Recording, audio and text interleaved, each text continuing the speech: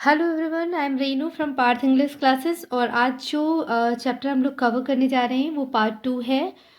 जो कि हमारा पार्ट फर्स्ट हम लोग पढ़ चुके हैं एवलिन ग्लेनी के बारे में, जो कि बहुत ही पॉपुलर बहुत ही पॉपुलर एंड बहुत ही फेमस और बहुत ही सभी के लिए इंस्पायरेशन, फुल ऑफ इंस्पायरेशन है। जिन्होंने डेफ होने के बावजूद भी कितनी पॉपुलैरिटी गेन की, और वो एक इंस्ट्रूमेंट प्लेयर हैं। तो उन्हीं सीरीज में एक और ग्रेट पर्सनैलिटी के बारे में हम पार्ट 2 में पढ़ेंगे, जो है कि the shehnai of Bismillah Khan, यानी कि शहनाई वादक हैं वो बिस्मिल्लाह खान जी हैं। तो ये भी एक ग्रेट पर्सनैलिटी है लाइक एल्विन ग्लेनी की तरह। तो चलिए देखते हैं इनके बारे में, पढ़ते हैं इस स्टोरी में। ठीक है, ये जो भी पिक्चर देखिए आप देख रहे हैं, ये सारे लोग कोई ना कोई इंस्ट्रूमेंट जो है प्ले करते हैं, इंस्ट्रूमेंट प्लेयर हैं। यानी कि ये कुछ न कुछ कोई फ्लूट, कोई गिटार, कोई शहनाई, कोई तबला, तो इस तरीके से कुछ न कुछ ये लोग प्ले करते हैं। Emperor Aurangzeb banned the playing of musical instrument called pungi in the royal residence, for it had a shrill unpleasant sound. जो सम्राट औरंगजेब थे, उन्होंने क्या किया था, एक म्यूज़िकल इंस्ट्रूमेंट था जिसे पुंगी कहते थे। तो उन्होंने बैन कर दिया था, उस इंस्ट्रूमेंट को बैन कर दिया था कि ये किसी भी जो शाही जगह है या शाही रेसिडेंस है, जहाँ पे बड़े लोग रहते हैं, शाही लोग रहते हैं, वहाँ पर इसको प्ले नहीं किया जा सकता, वहाँ पर इसको नहीं बजाया जाएगा। तो क्यों उन्होंने ऐसा किया? क्योंकि वो कहते थे इट हैड अ श्रिल मतलब बहुत तीखी, चुभने वाली, अनप्लेजेंट, जो बहुत अच्छी नहीं लगती है, सुहावनी नहीं लगती है, अच्छी नहीं लगती है, ऐसी ये साउंड जो है आती है इससे, तो इसलिए ये नहीं बजाई जाएगी। Pungi become the generic name for reeded noise maker. अब देखिए पुंगी जो है उसको एक जेनरिक नेम दे दिया गया। जेनरिक यानी क्या? एक group, a name given to class और ग्रुप एज अ होल। देखिए आपके ये राइट साइड में दिया हुआ है इसका मीन, यानी कि एक ग्रुप को बिलोंग कर रहा था वो, कि जितने भी इंस्ट्रूमेंट जो रीड से बने हुए होंगे, यानी कि जो विंड इंस्ट्रूमेंट होंगे रीड से बने होंगे, उनको जो है क्या बोलेंगे, उनको पुंगी की उसी कैटेगरी में आ गया, मतलब उनको एक जेनरिक नेम दे दिया गया कि जो मतलब इस कैटेगरी में जितने भी इंस्ट्रूमेंट आएंगे, जो विंड इंस्ट्रूमेंट होते हैं, जैसे कि फ्लूट है, क्लैरिनेट है, इस तरीके का, तो उसी में पुंगी था। Few had thought that it would one day B revived. तो कुछ लोग ऐसा सोचते थे, क्योंकि बैन कर दिया था औरंगजेब ने, तो कुछ लोग सोचते थे एक ना एक दिन ये ज़रूर फिर से एक नए चेंज के साथ पुंगी वापस आएगी। A Baba of family of professional musician who had access to royal palace decided to improve the tonal quality of the pungi. तो बाबर एक नाई था जो कि प्रोफेशनल म्यूजिशियन जो थे, उनके फैमिली से बिलोंग करता था, मतलब संगीतकार लोग थे, प्रोफेशनल म्यूजिशियन फैमिली से वो जो है बिलोंग करता था। तो उसने क्या किया, उसने जो who had access to royal palace, जो कि बड़े बड़े महलों में जो है करते थे, वहाँ से बिलोंग करते थे, तो उसने डिसाइड किया कि वो इस पुंगी की जो टोन है, इसका जो म्यूज़िक है, इसकी जो ये श्रिल और अनप्लीजेंट बताई जाने वाली साउंड है, इसको वो ज़रूर इसकी क्वालिटी को इम्प्रूव करेगा। He chose a pipe with a natural hollow stem, the stem that was longer and broader than the pungi. तो उसने क्या किया, अब जो उसने एक पाइप लिया, जैसे कि पहले जो पाइप था वो थोड़ा सा राउंड राउंड सा, बीच में बिल्कुल सर्किल, एकदम गोले सा था, और उसके राउंडस जो था वो पतली पाइप थी। तो अब उसने क्या किया, जो पाइप लिया वो उसने थोड़ा सा बड़ा पाइप लिया, बहुत चौड़ा पाइप लिया, और बिल्कुल खोखला सा, हॉलो मतलब खोखला सा था, उसको उसने लिया। And then the pungi and made 7 holes on the body of the pipe. और जो उसने पाइप लिया लंबी चौड़ी और खाली खोखली सी, उसमें उसने 7 होल्स बना दिए। When he played on it, closing and opening some of these holes, soft and melodious sound were। तो अब देखिए, अब जब उसने इसको प्ले किया, अब जब उसने इसको थोड़ा सा मॉडिफाइड करके इसको प्ले किया, तो फिर उसमें से जो वॉइस आ रही थी, और उसके होल्स को कभी वो बंद करता था, कभी वो ओपन करता था, मतलब वन होल क्लोज किया, फिर वन को ओपन किया, इस तरह से। देखा होगा ना, जो फ्लूट प्लेयर होते हैं, जो फ्लूट को बांसुरी बजाते हैं, वो कैसे बजाते हैं, वो करते हैं ना, बंद करते हैं, हटाते हैं, तो उसी तरीके से जब उसने ऐसे किया तो इसमें से क्या एक सॉफ्ट एंड मेलोडियस साउंड, बहुत ही अच्छी और मेलोडियस साउंड आ रही थी। देखिए प्रोड्यूस, तो जो साउंड अब उसमें से जो प्रोड्यूस हो रहा था वो बहुत ही सॉफ्ट और बहुत ही मेलोडियस साउंड प्रोड्यूस हो रहा था। He played the instrument before royalty and everyone was the impress. अब उसने क्या किया, शाही दरबार में ले जाकर के शाही लोगों के सामने उसने फिर से उसको प्ले किया इंस्ट्रूमेंट को, और सारे ही लोग इम्प्रेस थे। The instrument so different from pungi had to be given a new name. अब देखिए ये देख सकते हैं आप पिक्चर में कि ये जो पुंगी है ये किस तरीके से गोल सी और इस तरह है, और जो बाद में जो उसने इम्प्रूव किया उसका जो फॉर्म है वो देखिए यहाँ पर दिया हुआ है, शहनाई। तो अब जाहिर सी बात है कि जब ये पुंगी का डिफरेंट फॉर्म आया था, दूसरा रूप आया था, तो उसको एक नया नाम भी देना था।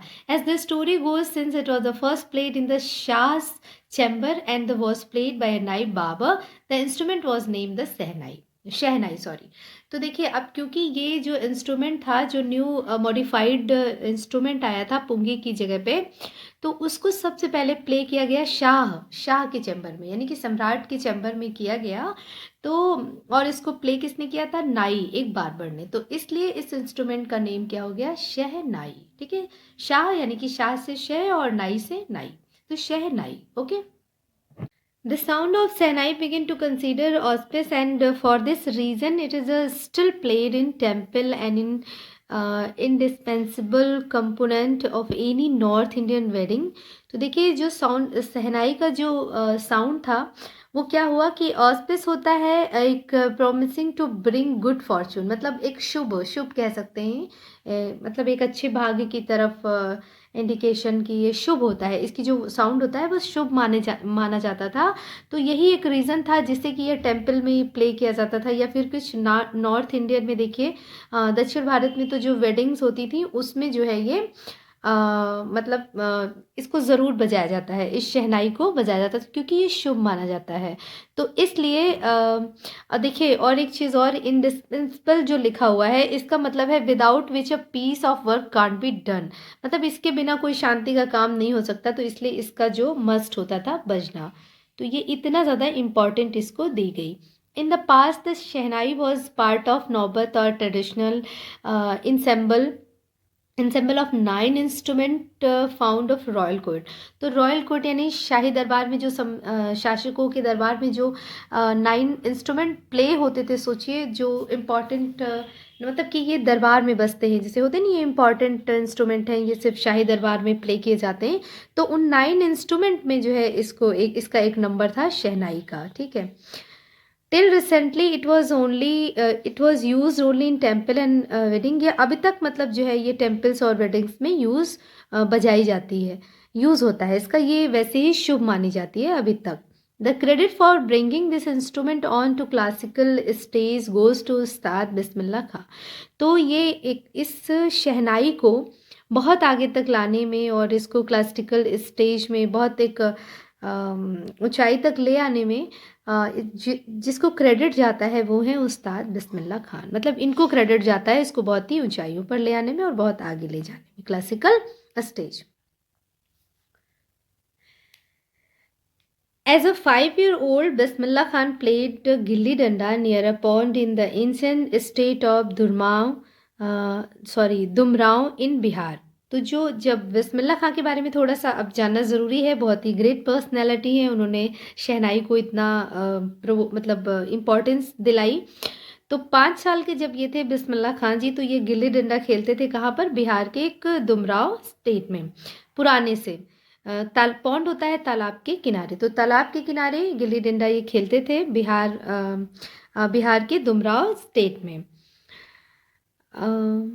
He would regularly go to nearby Bihari Ji temple to sing the Bhojpuri Chaita, at the end of which he would earn a big laddu weighing he 1.25 kg, a prize given by the local Maharaja.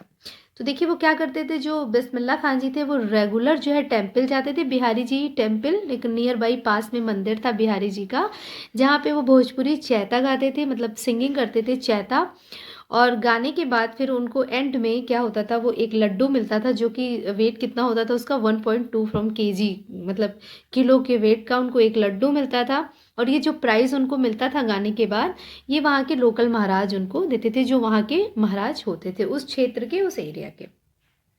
This happened 80 years ago. The little boy has traveled far to earn the highest civilian award in India, the Bharat Ratna. तो ये छोटा सा बच्चा, सोचिए, इसने इतने बड़े बड़े मतलब इस तरीके की पॉपुलैरिटी गेन की, इस तरीके की मतलब इसकी प्रसिद्धि पाई कि 80 साल पहले का ये छोटा सा बालक, जिसने आगे चलकर आगे आने के बाद इन फ्यूचर उसने इतना नाम कमाया कि उसको सबसे हाईएस्ट अवार्ड से नवाजा गया। और वो हाईएस्ट अवार्ड क्या है? द भारत रत्न। ठीक है, सबसे हाईएस्ट जो अवार्ड है उससे इनको नवाजा गया है, और वो है भारत रत्न दिया गया। बिस्मिल्लाह खान जी को भारत रत्न अवार्ड मिला जब वो बड़े हुए और उनकी पॉपुलैरिटी के लिए।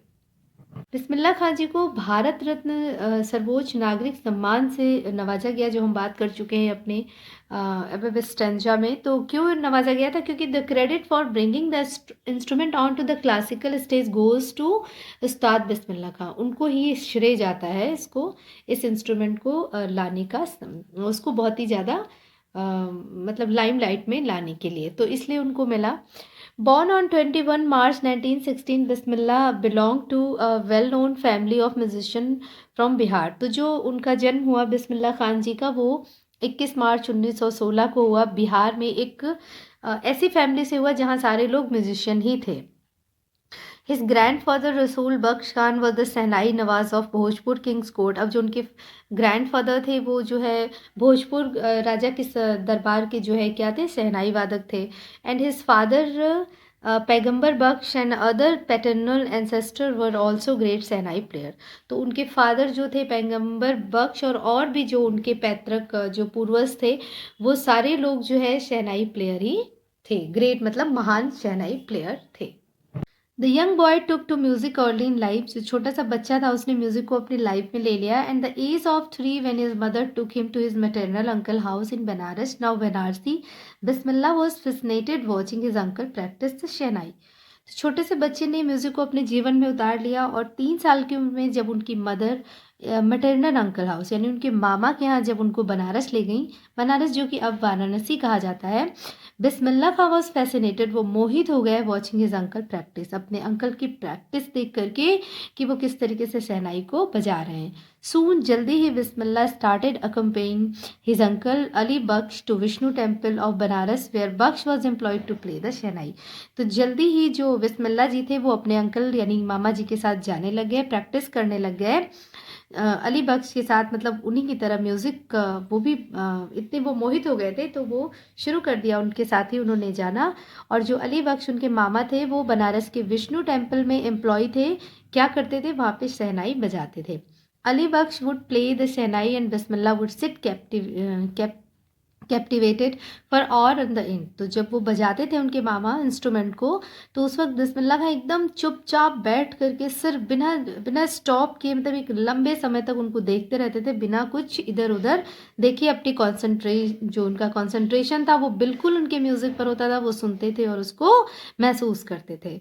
Slowly he started getting lesson in playing the instrument. तो जल्दी धीरे धीरे फिर उन्होंने लेसन लेना शुरू किया, यानी कि सीखना शुरू किया उस इंस्ट्रूमेंट को प्ले करना। And would sit practising throughout the day, और पूरा का पूरा दिन वो प्रैक्टिस करते रहते थे, पूरा का पूरा दिन। For year to come the temple of Balaji and Mangala Maiya and the bank of Ganga become the young apprentice favourite haunt where he could practise in solitude. Solitude होता है अकेले, एंड हॉन्ट वो प्लेस होता है ना मतलब जो आपका फेवरेट बन जाए, जो जिसके बगैर आप ना रह पाए, मतलब उसको बोलते हैं। अप्रेंटिस होता है एक न्यू लर्नर, छोटा सा बच्चा, न्यू लर्नर कह सकते हैं। तो फिर उन्होंने क्या किया कि फॉर ईयर कुछ सालों, मतलब उन्होंने बालाजी टेम्पल में, मंगला मैया के टेम्पल में, बैंक ऑफ गंगा, मतलब ये सारी जो प्लेसेस थे, इन प्लेसेस पे वो जाते थे, और ये उनके फेवरेट प्लेसेस थे जहाँ पर वो जा करके प्रैक्टिस करते थे अकेले में। बहुत ही उनको पीसफुल लगता था, बहुत ही वहाँ पर उनको अच्छे से, मतलब वो उनको एक इंस्पिरेशन प्लेस था जहाँ से उनको प्रेरणा मिलती थी, और वहाँ पर वो बहुत अच्छे से प्रैक्टिस करते थे। The flowing water of Ganga inspired him to improvise and invent ragas that were early earlier considered to be beyond the range of a shehnai. अब देखिए, जो फ्लोइंग वाटर की बात अगर करें कि तो जो गंगा जी का फ्लोइंग वाटर था, बहता हुआ पानी, उनको मतलब इंस्पायर करता था, प्रेरित करता था एक राग क्रिएट करने के लिए। एक इम्प्रोवाइज होता है कि मतलब किसी चीज़ को आप उसी वक्त जो आपको लगे कि हाँ इसको कुछ मॉडिफिकेशन की ज़रूरत है, और आप उसी वक्त उसको सुधार लें बिना किसी प्री प्लानिंग के। तो वो उसी वक्त जैसे ही उनको कुछ मतलब गंगा जी के वाटर से, बहते पानी से कुछ ऐसा एक मिलता था प्रेरणा, जिससे कि वो क्या करते थे, इम्प्रूव कर लेते थे चीज़ों को, और ऐसे ऐसे राग उन्होंने इम्प्रूव मतलब क्रिएट किए, इम्प्रूव किए, जो कि पहले वर अर्लियन कंसीडर, जो कि पहले ये सोचा गया था कि ऐसे राग कभी भी शहनाई से नहीं निकाले जा सकते, जो कि बिस्मिल्लाह खान जी ने निकाला।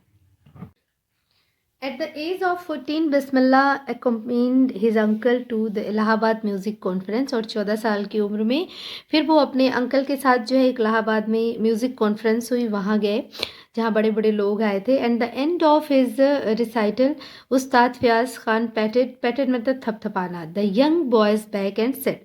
तो जब एंड में उन्होंने थोड़ा सा कुछ गुनगुनाया, बिस्मिल्लाह खान ने अपनी छोटी सी परफॉर्मेंस की, तो उसके बाद जो वहाँ बड़े बड़े उस्ताद लोग आए थे, उसमें फयाज खान ने उनको क्या किया, उनकी पीठ थपथपाई और कहा, work hard and you shall make it, मतलब तुम मेहनत करो और तुम एक दिन बहुत आगे जाओगे। With the opening of All India Radio in Lucknow in 1938 came Bismillah's big break.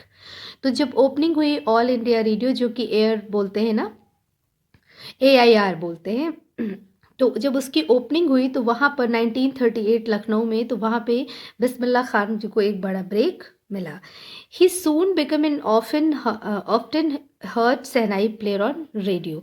तो वो जल्दी ही क्या बन गए कि मतलब लोग अब उनको रेडियो पर भी सुनना चाहते थे, वो इतने पॉपुलर हो चुके थे कि अब उनकी शहनाई को लोग रेडियो पर सुनना चाहते थे, सुनना चाहते थे। When India gained independence on 15 August 1947, Bismillah Khan became the first Indian to greet the nation with his शहनाई। तो जब 15 अगस्त 1947 को हमारे देश को आज़ादी मिली, तो उस वक्त बिस्मिल्लाह खान जो पहले भारतीय थे जिन्होंने एक स्वागत किया नेशन का, राष्ट्र का, अपनी स्वतंत्रता का, अपनी फ्रीडम का, विद हिज शहनाई, अपनी शहनाई के साथ।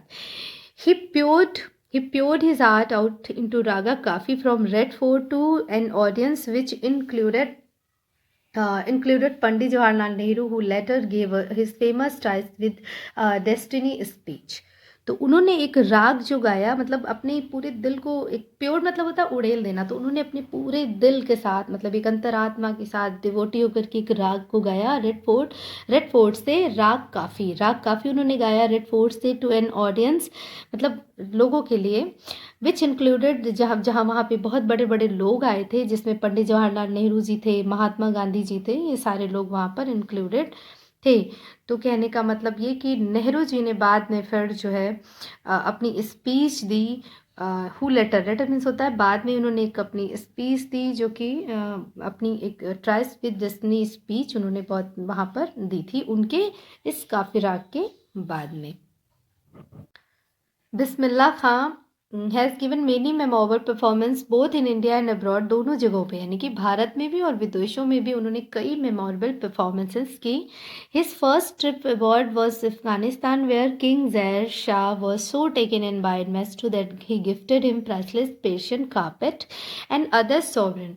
तो उन्होंने वहाँ, जब उनकी फ़र्स्ट ट्रिप जो विदेश में थी, यानी कि बाहर थी, भारत के बाहर, यानी अफ़गानिस्तान की थी, जहाँ के राजा ज़ैर शाह ने मतलब बहुत ही इम्प्रेस हुए बाय मेस्टो, मतलब इतने इम्प्रेस हुए कि उन्होंने गिफ्ट किया उनको बहुत कीमती पर्शियन कारपेट दी, और अदर सॉवरेन, और भी अदर मोमेंटोज उनको दिए, उनको बहुत ही कीमती तोहफे दिए। The king of Afghanistan was not only one to be fascinated with Bismillah's music, यानी कि जो किंग थे ज़ैर, वही सिर्फ नहीं उनके म्यूज़िक से जो है इम्प्रेस थे, और भी लोग उनके बिस्मिल्लाह जी के म्यूज़िक से बहुत ज़्यादा इम्प्रेस्ड हुए।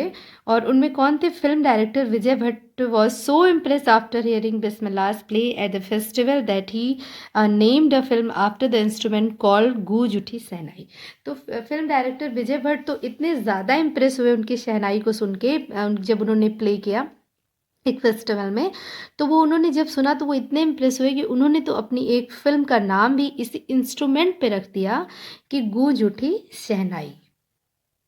फिल्म वॉज हिट, जो फिल्म थी वो हिट हो गई, जो विजय डायरेक्टर विजय ने इंस्ट्रूमेंट से इम्प्रेस होकर के रखी थी, गुजुटी Shehnai. And one of Bismillah Khan composition, और एक बिस्मिल्लाह खान जी का जो कंपोजिशन था, दिल का खिलौना है टूट गया, मतलब ये सॉन्ग जो कंपोज किया, turn out to be a nationwide chartbuster था, रिकॉर्ड ब्रेकर, मतलब रिकॉर्ड ब्रेक हो गए, इतना हिट हो गया ये। डिस्पाइट इसके बावजूद, despite this huge success in a स्लोएट वर्ड, मतलब इतनी सक्सेस के बाद, इतनी पॉपुलैरिटी के बाद, Bismillah Khan venture in a film music were limited to, यानी कि इतनी पॉपुलैरिटी होने के बाद और इतना ब्लॉकबस्टर होने के बाद, रिकॉर्ड ब्रेकर होने के बाद भी उन्होंने सिर्फ 2 ही फिल्मों तक वो सीमित रह गए। विजय भट्ट की एक गूंज उठी शहनाई एंड विक्रम श्रीनिवास कन्नड़ वेंचर सनादी अपना, ठीक है। तो ये 2 फिल्में ही, मतलब इन 2 फिल्म्स तक ही वो सीमित रह गए। I just can't come to terms with the artificiality and glamour of the film world, he says with the emphasis, मतलब वो बहुत जोर देकर कहते हैं कि मुझे जो ये फिल्म का नकलीपन है ना, बॉलीवुड का जो नकलीपन है, नकलीपन, ये ग्लैमरिंग, ये सब चीज़ें मुझे बिल्कुल भी पसंद नहीं है, मुझे थोड़ा सा इरिटेट करती है, उन्होंने ऐसा बोला। Awards and recognition come thick and fast. Bismillah Khan became the first Indian to be invited to perform at the prestigious Lincoln Center Hall in the United States of America. अब जो award और recognition, यानी पहचान, और उनकी जो उनके awards का सिलसिला था वो बढ़ता ही चला जा रहा था। बिस्मिल्लाह खान जो पहले भारतीय थे, वो पहले भारतीय थे जिन्हें इनवाइट किया गया था यूनाइटेड स्टेट अमेरिका के प्रेस्टिजियस लिंकन सेंटर हॉल में शहनाई बजाने के लिए। And he also took part in the World Exposition in Montreal, in the Cannes art festival in the Osaka trade fair, और उन्हें जो है पार्ट लेने के लिए आर्ट फेस्टिवल के ओसाका ट्रेड फेयर में भी उन्होंने पार्ट लिया। So well known did it become internationally that an auditorium in Tehran was name after him, तहर मौसीकी उस्ताद बिस्मिल्लाह खां। अब देखिए उनकी पॉपुलैरिटी से, मतलब उनको इस कदर इंटरनेशनली लोग जान गए कि उनकी प्रसिद्धि से इतना ज़्यादा खुश थे कि उनके नाम पर तेहरान में एक ऑडिटोरियम बना जिसका नाम रखा गया तहर मौसीकी उस्ताद बिस्मिल्लाह खान।